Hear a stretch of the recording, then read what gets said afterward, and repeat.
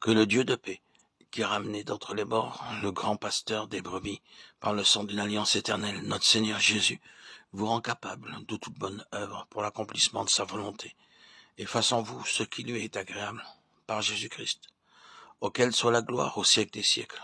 Amen. Hébreux 13, 20, 21. Le nom de notre Seigneur Jésus-Christ devrait être hautement glorifié et magnifié par la chose pour laquelle nous cherchons à connaître la volonté de Dieu. Selon ce qui est écrit, le Seigneur Jésus-Christ, à qui soit la gloire pour l'éternité. Ainsi nous devons dire par la foi au Seigneur, si j'épouse cette personne, ton nom sera-t-il glorifié? Ne vous laissez pas diriger par vos sentiments, par vos émotions, par les apparences extérieures ou par ceux qui vous attirent, mais laissez-vous conduire par la sagesse de Dieu.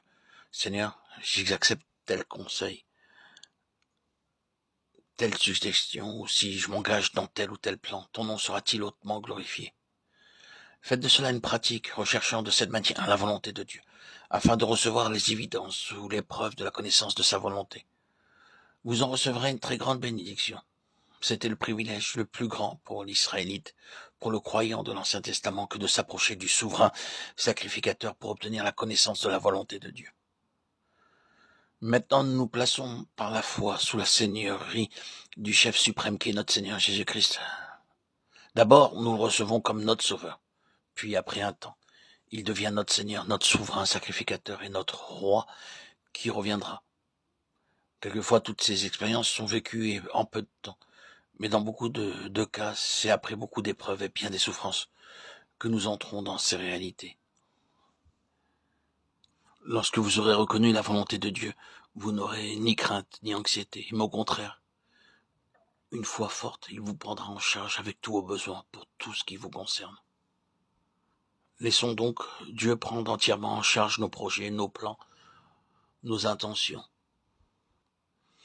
Dieu est un Dieu de paix, et le Saint-Esprit engendrera dans votre cœur, dans votre esprit, un sentiment croissant de la paix céleste.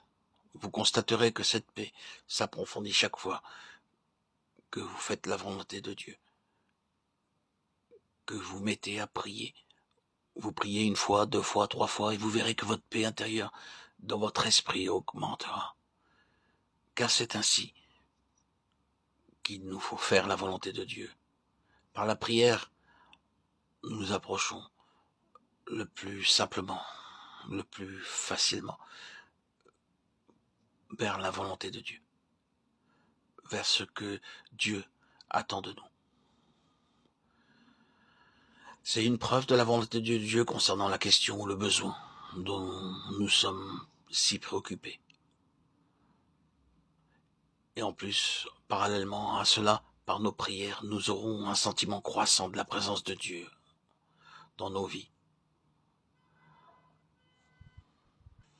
Que le Seigneur nous aide à discerner et à connaître sa volonté en toutes choses.